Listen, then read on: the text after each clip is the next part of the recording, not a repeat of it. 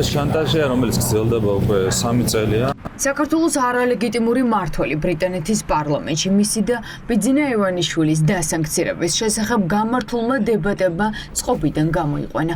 ირაკლი კობახიძე საბოლოოდ დარწმუნდა, რომ დიდი ბრიტანეთის სანქციებს ოლიგარქი ვერ გაექცევა. თემთა პალატაში გამართულმა დებატებმა საქართველოს შესახებ ცხადყო, რომ ბრიტანეთის მთავრობა ივანიშვილის დასანქცირებაზე მუშაობს.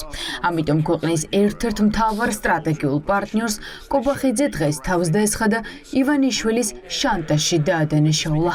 ომის დაწყებასთან ერთად უკრაინაში დაიწყო ეს შანტაჟი, ჯერ იყო დე-ფაქტო სანქციები, ახლა უკვე ფორმალური სანქციებით მუხარა შანტაჟი. ეს არ არის არავისთვის საინტერესო, უბრალოდ არის სამწუხარო რეალობა, რასაც ხაზი უნდა გაესვას. ივანიშვილს და მის რეჟიმს ბრიტანული სანქციების პანიკური შიში აქვთ. არადა ოლიგარქმა ბრიტანეთის იურისდიქციაში მყოფი ვირჯინიის კუნძულებიდან ქონება საქართველოში გადმოიტანა. ჩნდება ეჭვი, რომ ივანიშვილს აქტივები ოფშორულ ზონებში ისევ აქვს გადამალული და სრულად საქართველოში მისი აკუმულაცია ვერ შეძლო.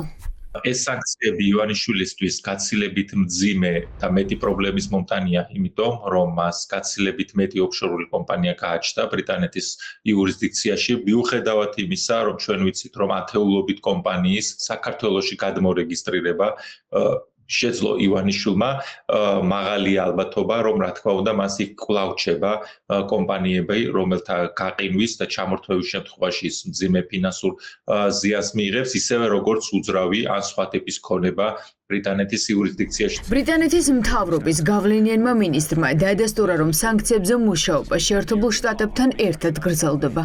თუმცა სანქციებს წინასწარ ერთი მარტივი მიზეზის გამო არ დაანონსებენ, რადგან მას მოულოდნელობის ეფექტი დაეკარგება.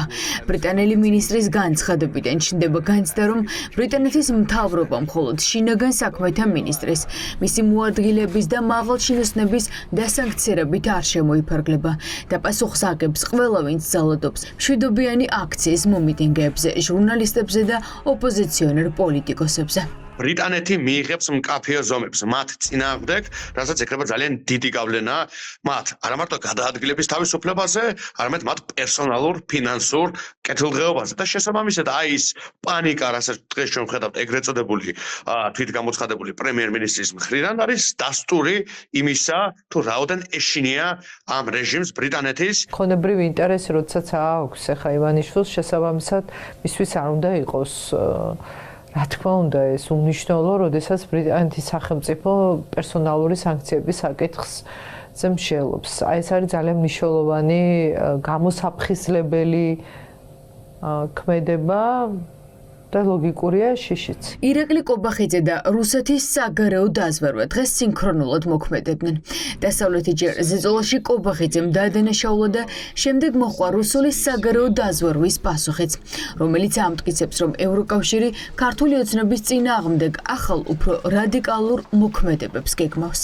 სოფლიოში მიმდინარე ეროვნულ კონსერვატიული შემოbrunების გათვალისწინებით ევროკავშირმა გადაწყვიტა ქართველ პოლიტიკოსებთან და საზოგადოებასთან მუშაობაში ლიბერალური დაპირებებიდან პოლიტიკურ ზეწოლაზე გადავიდეს. პუტინის რეჟიმმა ყველაზე კარგად იცის, რა ეფექტი აქვს სანქციებს. ამიტომ, როგორც ჩანს, ახლა მსგავსი განცხადებებით ქართული ოცნების გადარჩენას ცდილობენ. ახლა ბრიტანული და ევროკავშირის კონკრეტული ქვეყნების სანქცირების მოლოდინში მხოლოდ ივანიშვილი არ არის. საფრთხეში არის მისი სპონსორი მინი ოლიგარქებიც. შვილის შიში ბრიტანულ სანქციებთან დაკავშირებით, რომელიც უკვე დადგა მაღალჩინოსნთა მისამართით, მშვიდობიანი მომიტინგეების დარღვევის გამო, რა თქმა უნდა, კიდევ ერთხელ აჩვენებს იმას, რომ ბოლომდე არ აქვს ივანიშვილს გადმოტანილი ბრიტანეთის იურისდიქციაში არსებული თავისი ფული. ოფშორული ზონებიდან გაქცევით, ბიძინა ივანიშვილი საქართველოს დასანქცირების რისკებს ზრდის. საკუთარი ქონების უსაფრთხოება მისთვის იმდენად მნიშვნელოვანია, რომ სანქცირების სამიზნე ბიზნესი და ბანკები ხდებიან. ყველა ვინც საერთაშორისო სანქციების თავის არიდებაში ოლიგარქს დაეხმარება.